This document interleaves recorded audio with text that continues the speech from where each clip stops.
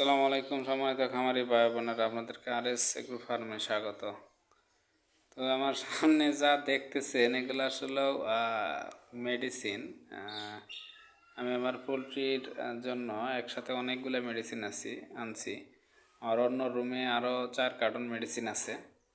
তো কারো যদি মেডিসিন লাগে, বিশেষ করে ব্রয়লার মুরগির জন্য, আপনার 20 থেকে 25% ছাড়া মেডিসিন নিতে পারবেন। যাই হোক, আজকের যে কথাটা না বললেই নয়, মুরগির বাজারে এই বছরের মানে এর চেয়ে নিচে বা জঘন্য বাজার আর হয় নাই বা আসে নাই।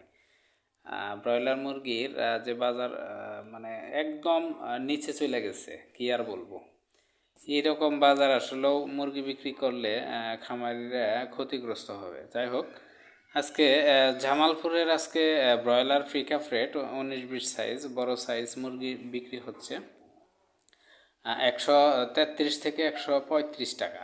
133 থেকে 135 টাকা জামালপুরের 19-20 সাইজের ব্রয়লার মুরগি বিক্রি হচ্ছে।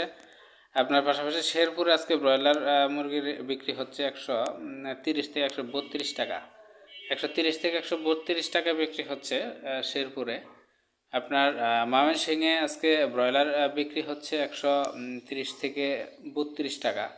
130 থেকে 32 টাকা ময়মনসিংহে বিক্রি হচ্ছে। নেত্রকোনা সেম অবস্থা, 130 থেকে 32 টাকা। কিশোরগঞ্জ 132 থেকে 135 টাকা বিক্রি হচ্ছে। যা বিক্রি হচ্ছে, বিশেষ করে এখন বড় মুরগির চাহিদা আছে। 19+ বা 20-21 সাইজের মুরগিগুলো বেশি টানছে। তো আপনার টাঙ্গাইল জেলার বাজারটা 19-20 সাইজের পিকআপ রেট আজকে 132 থেকে 135 টাকা। মানে সব বাজারই, মানে আশেপাশের যত ডিস্ট্রিক্ট আছে সব বাজারই প্রায় একই, তেমন একটা পরিবর্তন নাই। তো এই আর কি। আপনার গাজীপুরে আজকে ব্রয়লার পিকআপ রেট বিক্রি হচ্ছে 135 থেকে 138 টাকা।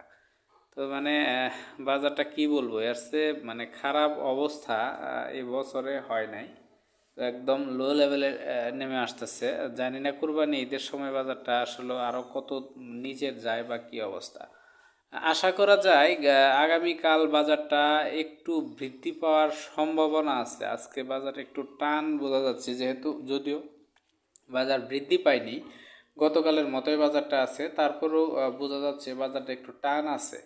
তো আপনাদের যাদের ঘরে ফিড আনা আছে, চেষ্টা করতে পারেন আজকে রাখার জন্য। কালকে বাজার হয়তো বা 1-2 টাকা বাড়তে পারে, সম্ভাবনা আছে। তো বাড়বেই এমন কোনো নিশ্চয়তা নাই, নাও বাড়তে পারে, সম্ভাবনা আছে।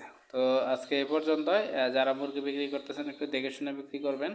আর যাদের মেডিসিন লাগবে আমাকে নক দিবেন, ইনশাল্লাহ মেডিসিন পেয়ে যাবেন। আল্লাহ হাফেজ।